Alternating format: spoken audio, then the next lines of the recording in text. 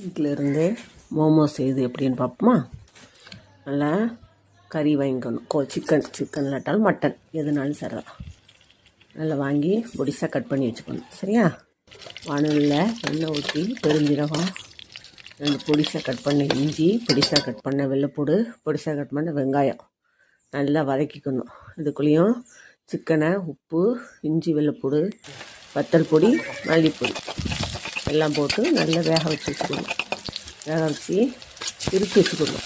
சரியா? இது நல்ல வெங்காயம் வெந்த பிறகு தக்காளி, ஒரு அரை தக்காளி, ரொம்ப போடக்கூடாது, பிசுனாயிடும். அதனால் அரை தக்காளி போட்டு நல்லா வேகணும். வெந்துட்டு போது ரெண்டு உப்பு போட்டு நல்லா வெந்து வேகணும்.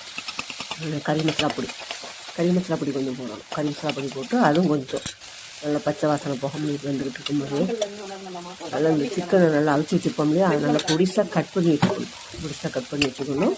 நல்லா அப்போ தான் சீக்கிரம் ஒன்றா சேரும். அதாவது சிக்கன் பொடி போட்டோன்னா கொஞ்சம் மிளகு போடணும். மிளகு போட்டால் தான் சிக்கனில் ஒரு செடிவாடை வராது. இந்த கட் பண்ணதையும் மிளகு லேசை பரட்டினோன்னே சிக்கனை கட் பண்ண சிக்கனையும் அதில் போட்டு நல்லா அணக்க பொழுன்னு நல்லா ஒன்று கிண்டி இறக்கும். கிண்டி ஒரு முட்டையை உடச்சி ஊற்றி அதுக்கு லேசாக உப்பு, மஞ்சள் பொடி, வத்தல் பொடி போட்டு அதையும் சேர்த்து ஒன்று போல் கிண்டணும். நல்லா பொழுன்னு நல்லா தண்ணி இல்லை, தண்ணி இல்லாமல் நல்லா பொழுன்னு நல்லா ஒன்று போல் வரணும். வரும்போது மைதா மாவை நல்லா பூரி இது மாதிரி நல்லா இருத்தி பசையும் உப்பு போட்டு நல்லா இருத்தி பசைஞ்சு நல்லா தகடாக தேய்ச்சி வச்சுக்கிட்டு நான் சிறுசாக 4ஆக கட் பண்ணியிருக்கேன். சரியா?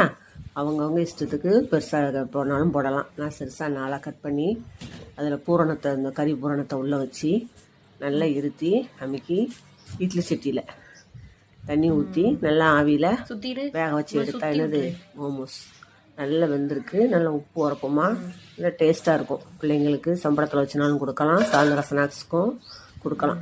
கடையில் வாங்கினோட வீட்டில் செய்து நல்லது தான். அதனால் வீட்டில் செய்வோம், நல்லாயிருக்கும்.